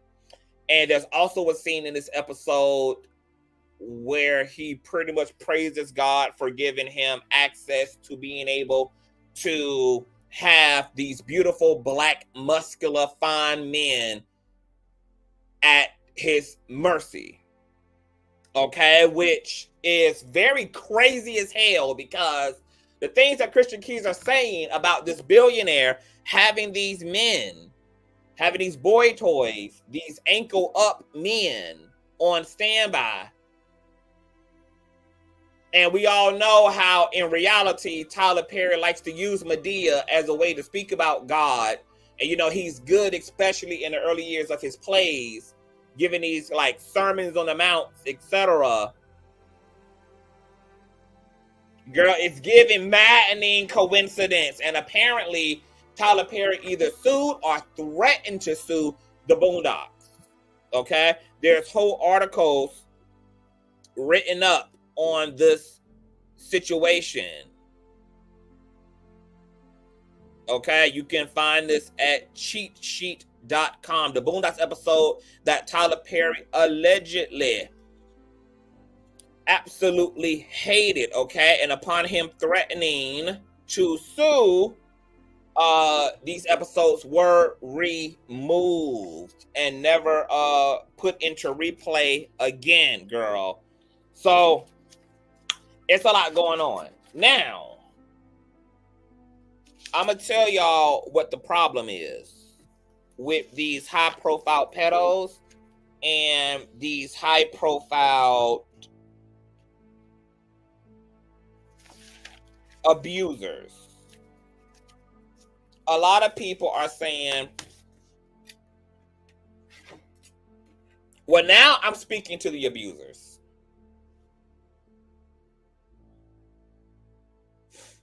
This is where y'all problem is about to be. These victims, they're starting to be hungry for justice and not money. The age of Aquarius and the divine feminine is bringing all these things to a boil.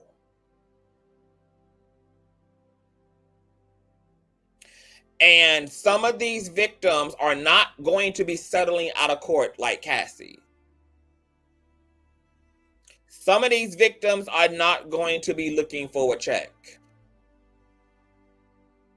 Some of these victims, it ain't enough for them. They're tired. They understand that to get cut a check is cute, but it does not alleviate the problem. And it leaves these people in power to do this traumatic shit to other innocent, unsuspecting people.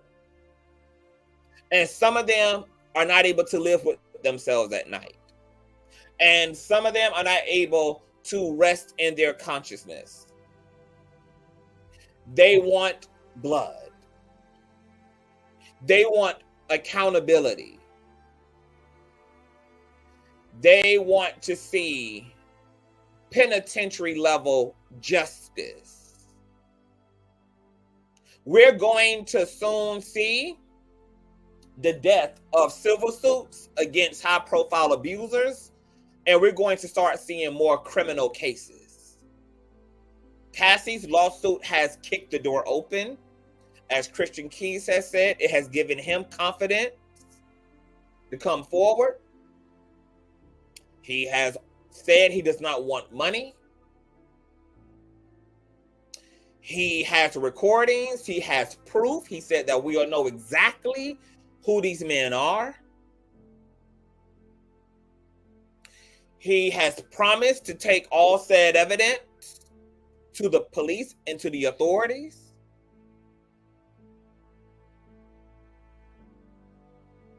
He feels this is his sworn duty.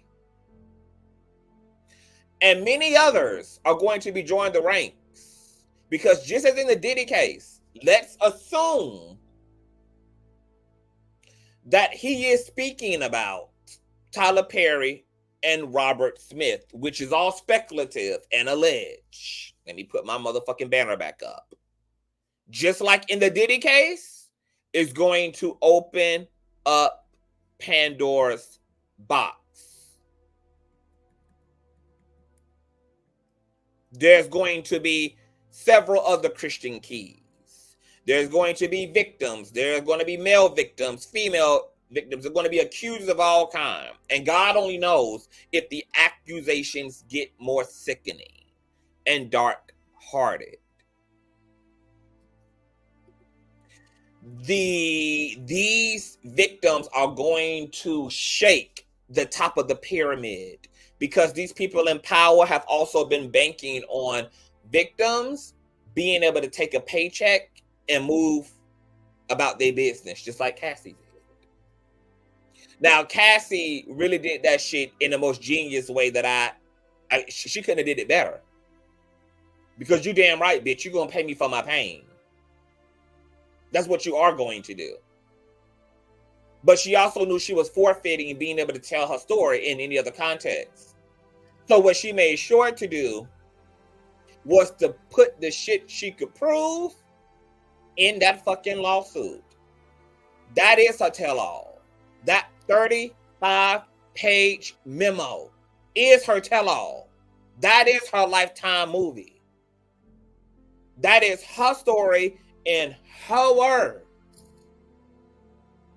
And because this is a lawsuit, we know she only documented in the suit what she could prove.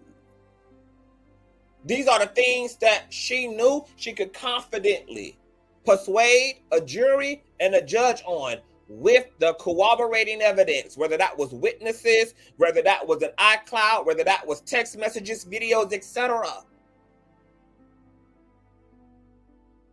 But this is, to the critics' point, why some people are side-eyeing Christian Keys. Because Christian Keys kept telling his right hand what his left hand was going to do. Now, I'm going to be honest, that doesn't make a lot of sense to me. Only if the context is Christian is emotional, he went live impulsively, and because he's being led by his emotions, this is why the way he went about saying the things he said was done to an extent in such a sloppy way. But to the critic standpoint, these are all the things that also made the situation weird. Because if you're talking about high profile people that you have feared for over a decade, you feared backlash, you feared being blackballed. Let me change my audio. You know that you're talking about people with immense wealth. Why would you put them up on game and tell them that you're going to go to the authorities? Why would you put them up on game and tell them about what you have in your possession? What would then keep these twisted men, as you've narrated them to be, these wealthy, twisted, powerful men, from putting their goons on you, from having you unalive, from having you snatched up, from having your apartment raided, broken into, destroyed, set on fire? Why would you put yourself in that type of predicament? These are the things that made people scratch their ass, because it's not intelligent. It doesn't make a lot of sense. And this is what has led some people to believe that this is about extortion. That while Christian Keys may have evidence and he may have been sexually harassed, that obviously this is a money grab in the mind of some. I don't know. Because also saying you have evidence does not mean you have evidence. It would be up to Christian Keys to prove his plight. It would be up to Christian Keys to provide the burden of proof to substantiate his allegations and his claims. But it did come off a little bit as a whistleblow, as if he's somehow really wanting this matter to be resolved privately. Because he also kept saying, because we need a conversation. We need a conversation. It was given possibly that he wants some type of a private resolve. That may involve money. That may involve a sorry. That may involve an end to the disrespect. That may be a private matter that can stop the sexual harassment towards him once and for all. Who knows what he would want? But it did sound and come off like a whistleblow. Now, mind you, Hood Hack says, was he pandering? I'm not sure he was pandering. It does give that he has a legit situation, because once again, Claudia Jordan and other industry peers of his can corroborate that this man has been distressed, this man has been out of whack, this man has been upset, and this man has been dealing with this for years and years and years on it, way before there was a Cassie lawsuit.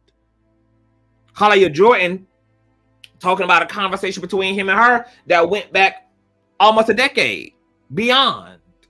So it is giving that there is a reality here, but some people are questioning the motive. You got evidence, you got everything explicitly, as proof. You got these recordings, but yet you're on social media being elusive, being subliminal, talking encryptedly, giving these parables instead of being before the authorities with your lawyer involved You should be talking about everything you're saying after you have secured your safety, after you have put the situation in the right hands.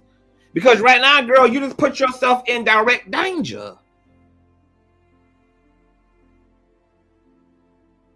And to make matters worse, he's probably raised the eyebrows of multiple people in power who know that they have had and maybe acted this way towards him. And with them not knowing who the fuck out of all of them they talking about, he just now made them start thinking about how to protect themselves and their assets and their best interests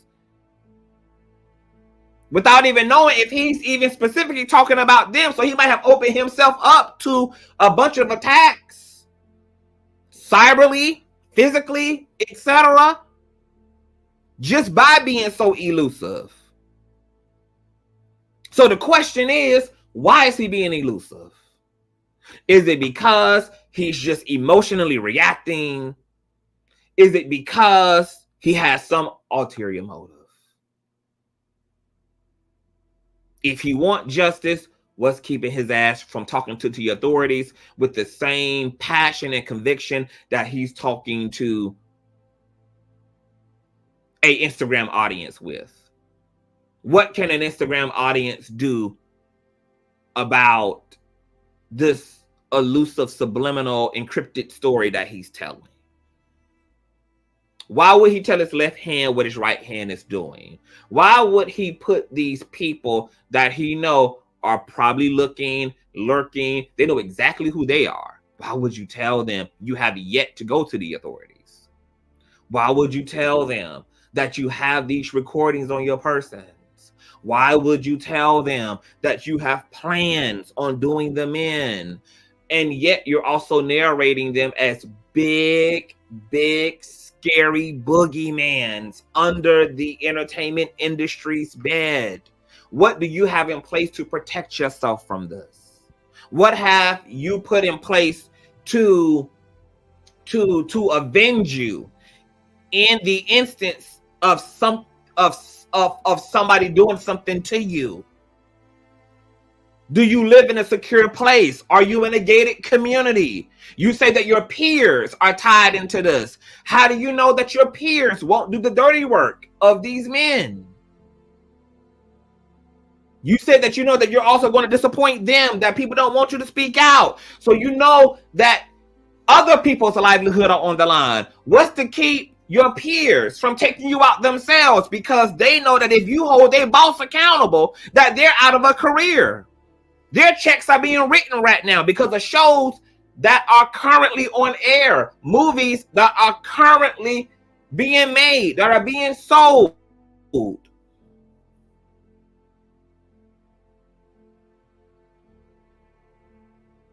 You've now escalated everybody's self-preservation in the situation and open yourself. I don't think Christian understood the way he opened himself up to by doing it the way he did it.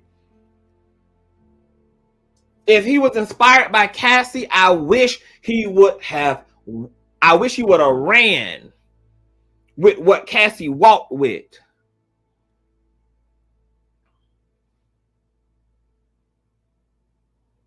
So it's going to be interesting to see what comes out. This Hollywood shit is weird. They're already saying now that the male victim of P. Diddy, whose interrogation session with authorities back in 2017, where he's talking about the Boule, the Black Illuminati, and talking about working as an escort for Diddy and Cassie, that these tapes and sessions have just went viral in public, and now they're saying that as of December 15th, this man is deceased and has been found unalive. Simply because his claims in 2017, before there was a Cassie claim, has went viral, and now all of a sudden, he's magically gone. 2 days ago, gone. Not here. Unalived. raptured, no more, vanished.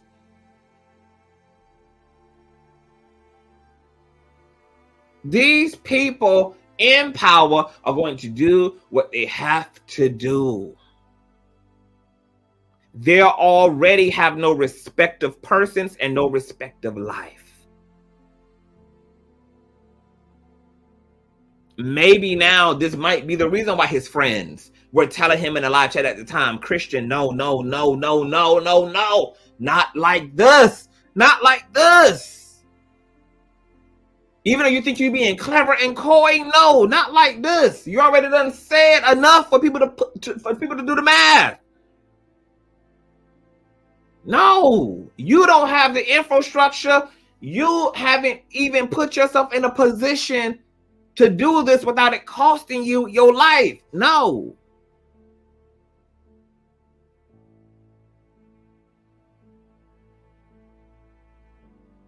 It's not a hoax at this time because there's no proof that the male victim is alive.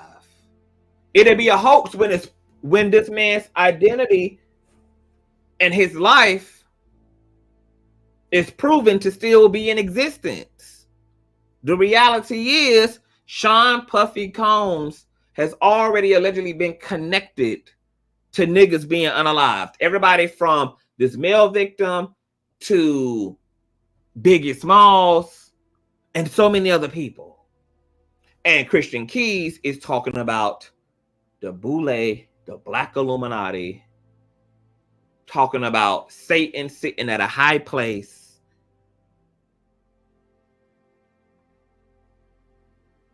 And this is going to be interesting. So will Christian Keys take those voice notes and recordings down to the authorities? I guess we'll see. Will he press the gas criminally? I guess we'll see. Is Christian just clout chasing? We don't know. I don't know. I believe that this man has been through some things. And I believe that he is hurt. And I believe he is afraid. And I believe he does want to do something like any person would. He clearly is falling apart. This is where he's going to need his team more than ever. This is where he's going to need his attorneys more than ever, because this man needs to go into some type of a goddamn witness protection. This man threatened to hold these people in power. And he didn't say maybe. He said, I'm going to.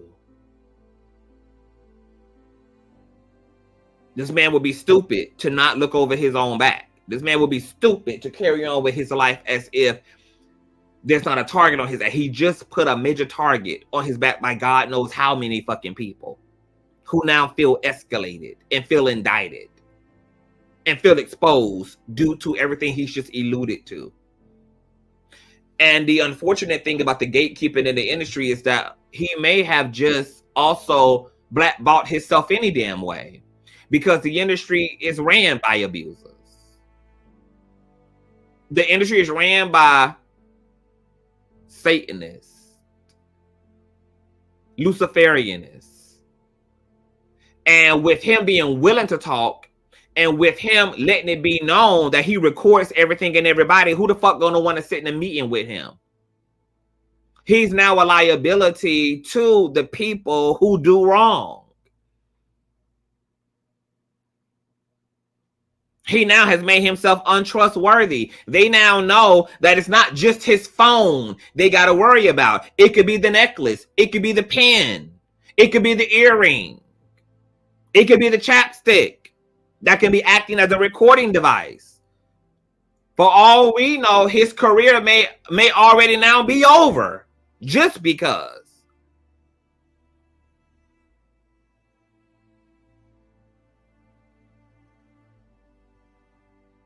Shit, now that I think about it, if I was his goddamn friend, I would have been one of those ones in the live chat too, telling him, Christian, I would have been calling his goddamn phone, interrupting this whole live stream. just because this was way too damning. This was way too compromising.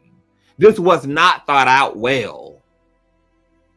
You cannot go about holding power accountable the same way that you can just a regular everyday person. These people have too much means, and the last thing you want to do is put their ass up on game.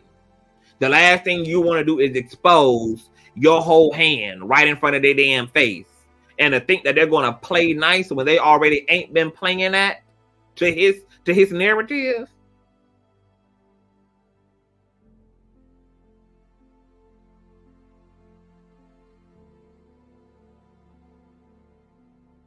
It's already been allegedly proven that P. Diddy got ties to the police and the chief of police in Florida. These powers that be are tied into the criminal justice system. They're tied into judges. They're tied into lawyers. They're tied into police.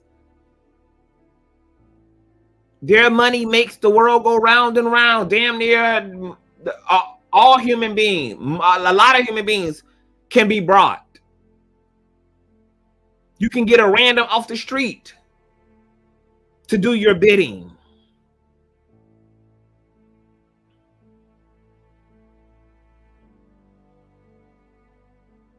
So me too, I'm nervous. I'm nervous for Christian Keys. I don't want him to come forward again until this thing is well orchestrated by his PR team, by his attorney, that they read the room and understand the whole assignment, that if they want to make social media a part of all of this, they also got to make sure that his actual personal safety is secured. He's going to have to have damn near precise execution. This could get real fucked up for him real quick. Real quick. And for all we know, his actions have already set off a apocalyptic set of scenarios that are going to come to a head, and not in a way that's going to be well for Christian.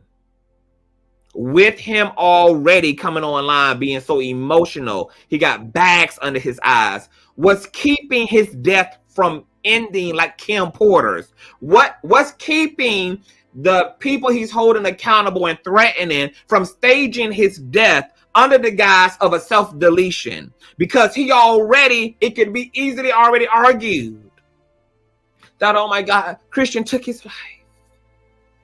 He was so traumatized.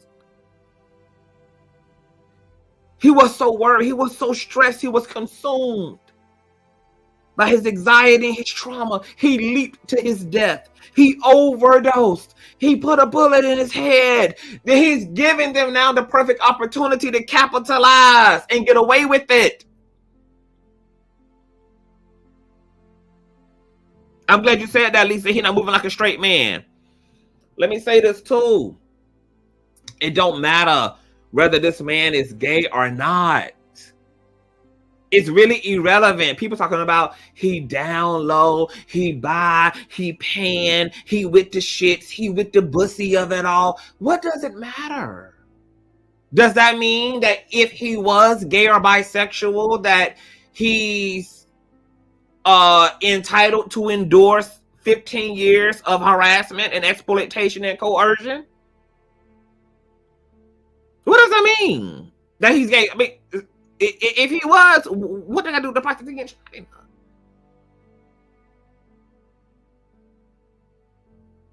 As a gay man, I don't want every nigga. As a gay man, I don't fuck every nigga.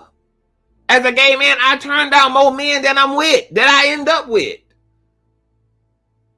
As a gay man, you don't got a right to fucking abuse and harass me either. Especially if I'm giving your ass a hard, clean, explicit no. So what does it mean?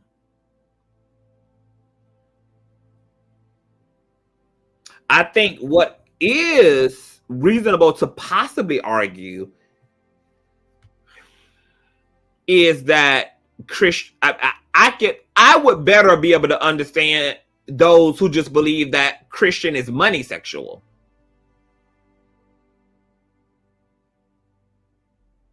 Because even a straight man, just like Terry Crews had told y'all, Terry Crews he kept quiet on a lot of shit. He was physically violated. He was a proposition and disrespected. He kept his lips closed. How many of our black straight brothers are desperate and the gatekeepers know it? And they are using this desperation as a means to compromise these men, because they know most of these black men come from a lack of privilege, a lack of access, come from broken backgrounds, and the strange things that people will do for a little piece of change is broad across the board. What I do know is that black women and women in general and women's community are not the only people who are living with regret and shame around the things they brought themselves to do to get to where it is they had to be, moment to moment, day to day, week to week, and month to month. The thing about the only difference between male victims and female victims is that male victims are just less likely to speak about it because they don't get to speak about being harassed by men, being sexually assaulted by men without the community doing what it did in this chat, which is making it about that man being gay and projecting onto his sexuality. That is pointless for them to even present their stories and their cases, because now all of a sudden their own orientation is on trial.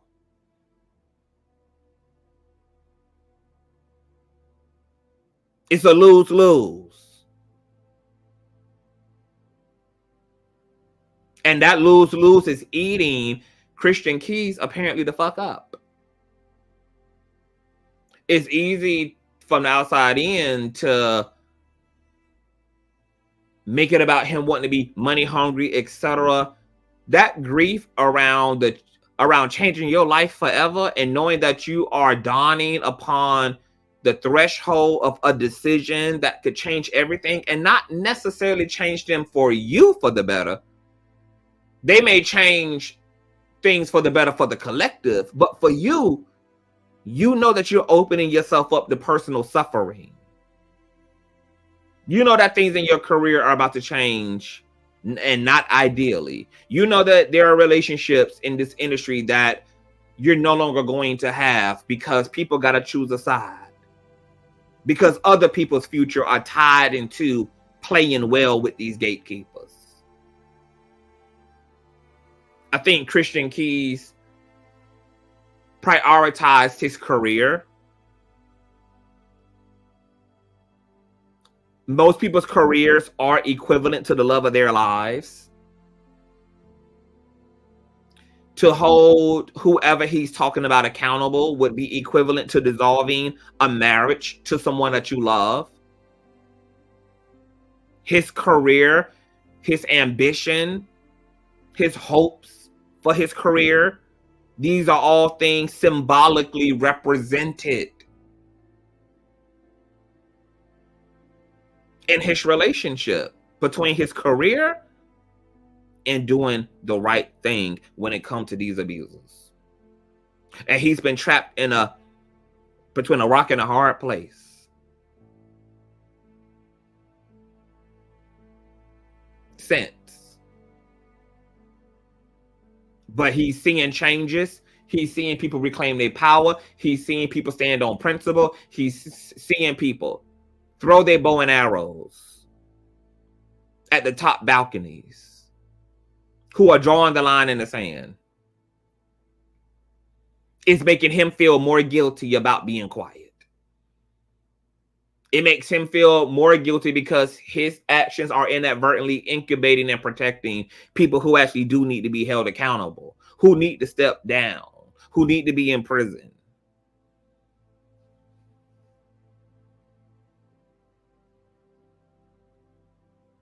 He wants to do something. Will he really gather the strength to do it? I don't know. I don't know. But I do know also that he's made his plight speculative because he's put all this out there. And it's either because he's emotional, therefore he's being sloppy, or it's because he wants a private resolve. And he's hoping that his threats will motivate resolve, whatever that looks like for him. Once again, that may look like these people agreeing to just back the fuck off, leave him alone, and let well enough be well enough. I don't know. I don't know. But you guys tell me what you all think about the Christian Keys drama. This is why people are saying that it's Tyler. This is why people are saying that it's Robert. All things stated here are alleged.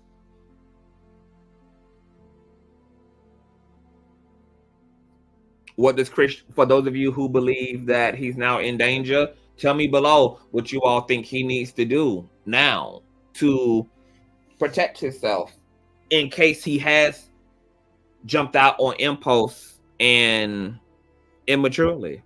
If you believe he has ulterior motive, tell me about it. I wish Christian Keys light and love and much healing, and I pray to God for his safety, and I hope that the people around him who love him will help him to understand how he's going to move and help him to get the things in place and in order he's going to need to in order to do what he's talking about doing. I hope that he really has some wide-eyed folk on his team, baby. All right. Shout out to the new subscribers. I will keep you guys updated and posted.